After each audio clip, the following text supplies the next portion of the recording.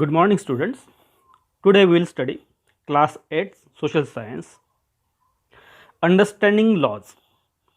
And in this lesson, we will discuss the following points: the civil rights movement. And to understand this story, to understand this concept, to understand this movement, we will discuss the matter which happened before the civil rights movement. On 1st December 1955, Rosa Parks, who was African American living in America, was going to her home by bus, and she was tired after working the for hours for a day, and she got seat in the bus. And after some time, one white man came there and he asked her to give up the seat for him, but she refused to give up her seat on a bus. And in this way, there was quarrel, and this conflict turned into a civil rights movement.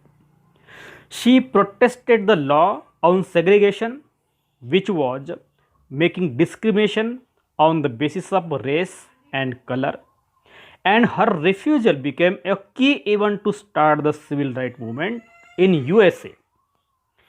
And afterward, a long struggle to get equality, to struggle for equality, Civil Rights Act passed in 1964 and prohibited discrimination on the basis of race, religion, or national origin in USA.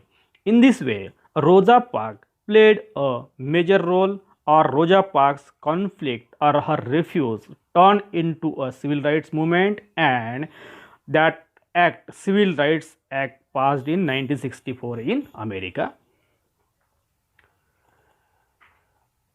You used to read newspapers and watch TV, and you can see that there are a number of protests or morcha, andolans or rallies you can see. And these rallies means they are asking, or they are demanding something, or they are trying to fulfill their demands through this agitation. And in such case, while we are talking about the understanding laws, citizens of the country play major role of citizens not merely limited to the electing their representatives. It is not merely limited to the voting only, but we have to participate in various ways, and we can shape the country's situation. How we can use media, and on this media, through this media we can express our views, we can suggest something what we think, and in this way we can monitor the work of our representatives, even if these works are not acceptable or not favorable to the interest of the people. We can criticize, we can ask them to alter it, we can ask them to change it. And for this, the role of the people very important.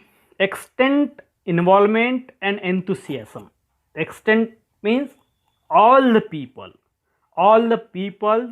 involvement and their enthusiasm will play major role, because this enthusiasm of the people put pressure on the parliament to perform well, and in this way parliament can perform, parliament and our representatives can function properly. So people are the very valuable in the processing of laws, or in the framing of laws which are acceptable for the people of the country. Dear students, there are some exceptions of rule of law in India because certain exceptions of the rule of law. Today, all persons are not equal in the eyes of law, and legal procedure is not the same for all. And therefore, there are some exceptions to the rule of law. What are the exceptions? That number one, foreign rulers and ambassadors are not subject to the jurisdiction of the law of India. This is one point. Second point, no criminal case can be started against the president and the governor of the state. Third point, judges of all courts are exempted from all legal proceedings on the basis of their judicial actions. Fourth, ministers and members of parliament and state legislature enjoy certain privileges and immunities which are not enjoyed by ordinary citizens. Fifth, government officials enjoy special protection under the law. Sixth, special privileges for scheduled caste and scheduled tribes. Seventh, the constitution provides special protection to women and children. So these are the exceptions of rule of law in India. Although there is a rule of law in India, but there are some certain exceptions which we have elaborated here.